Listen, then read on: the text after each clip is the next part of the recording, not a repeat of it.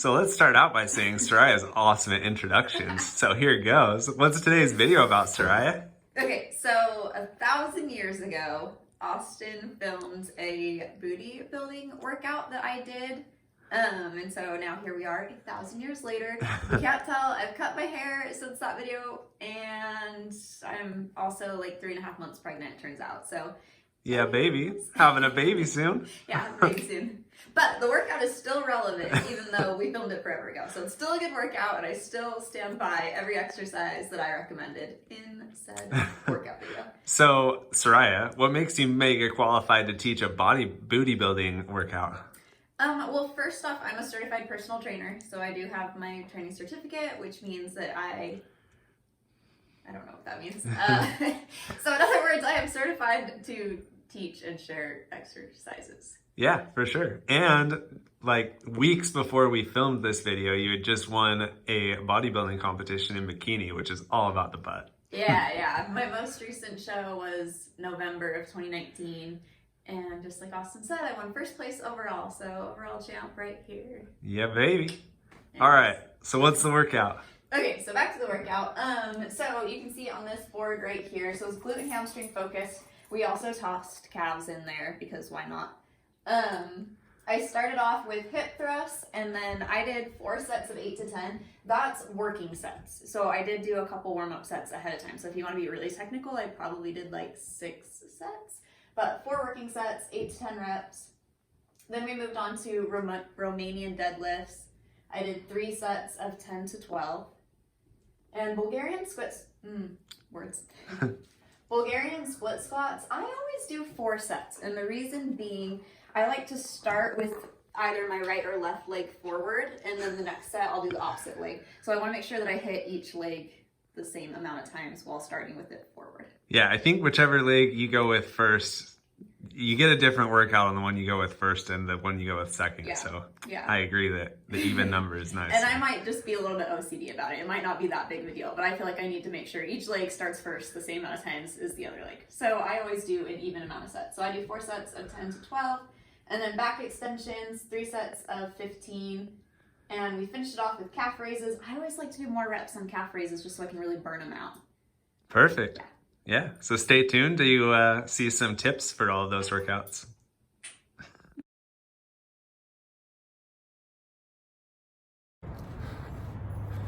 All right.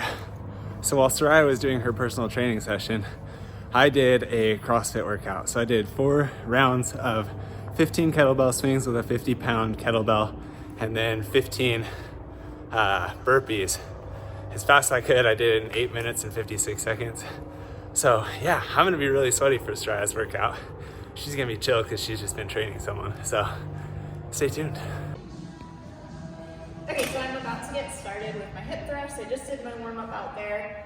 And then before I officially get into my working sets with the hip thrust, I like to do a couple of warm-up sets. So I'm gonna start my first warm-up set with the 10 pounds on either side. Then I'll do a second warm-up set with 20 pounds on either side.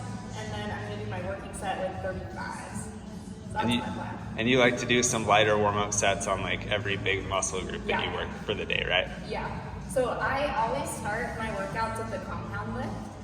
And with your compound lifts, it's really important that you do a warm-up set, especially if it's your first lift of the day. That way your muscles are ready for the heavy weight you're about to be throwing around. Sariah's dad tore a bicep this week, probably from not warming up good, so. No. It's a real thing. So make sure you warm up, aside from like your cardio warm-up, like warm up with the lift you plan to do.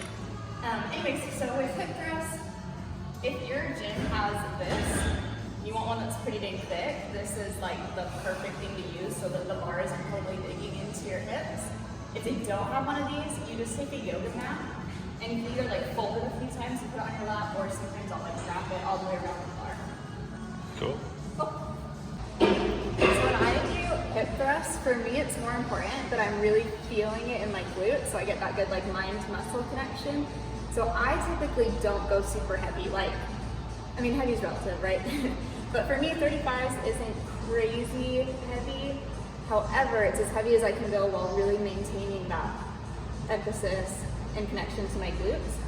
A couple other things I do while I hip thrust to make sure I'm feeling it real good. So make sure my feet's in the right position, and then when I come up, I like to hold it for just a second and do a really good squeeze at the top before I retrain right back down.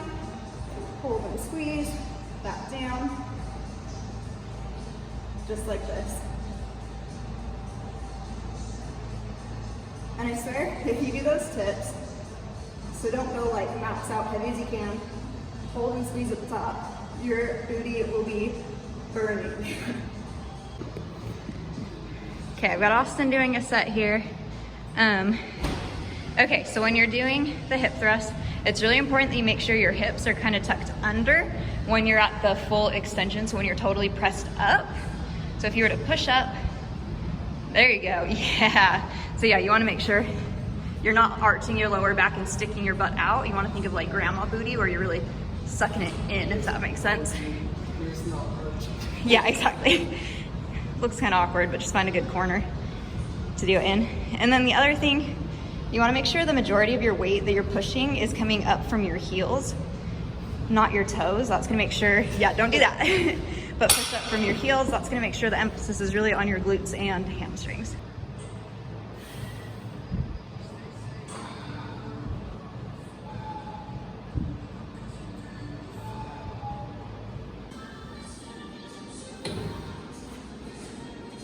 I like to go heavier and less slow than Sariah on these. And I also don't use the weights under my heels because I'm not as flexible as she is, so I don't really need the extra range of motion.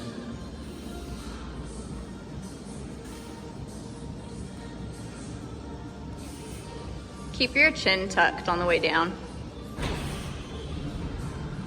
Good.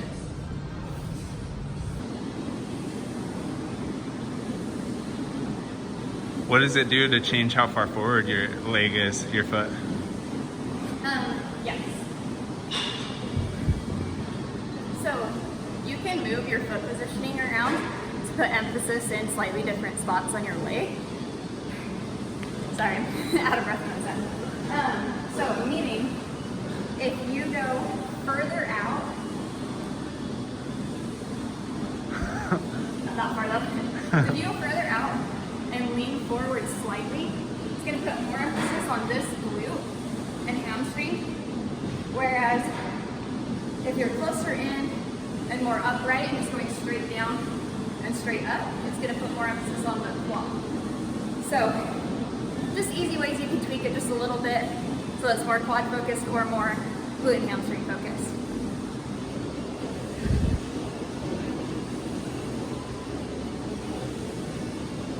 So in order to make this more hamstring and glute focused as opposed to just being a lower back exercise, I like to get my heels up at the edge and then point your toes out. And then when you come up, you really want to think about like you're lifting with your glutes. So you're not just arching your lower back and bringing it up, you're using your glutes to pull yourself up and then squeeze them nice and tight. And then all the way back down. And then pull up with the glutes and squeeze. And all the way back down. Just like that.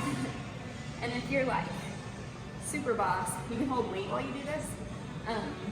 Physically I can handle holding the weights, but I often like to go weightless just so I can really focus on using my glutes to lift myself up and not like take over with other muscles, if that makes sense.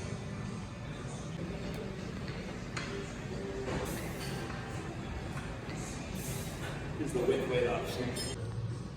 Cat time. She's not skipping calves today. It's a miracle. What are the tips on this one? I don't really have tips. I like to use the leg press. I don't know why, it's just because I like to use it. And then make sure you're getting like full extension. So I like to come down and let my heels go past parallel. And then push up. This doesn't work super great if you don't have really good sturdy shoes though. So if you're worried about breaking your shoes, this might not be the best thing. Oh yeah, I've done this in Vans and it sucks. Yeah. Like old Vans that are not stiff. But the reason I like it as opposed to like say holding dumbbells and just doing calf raises is you're limited by your grip this way.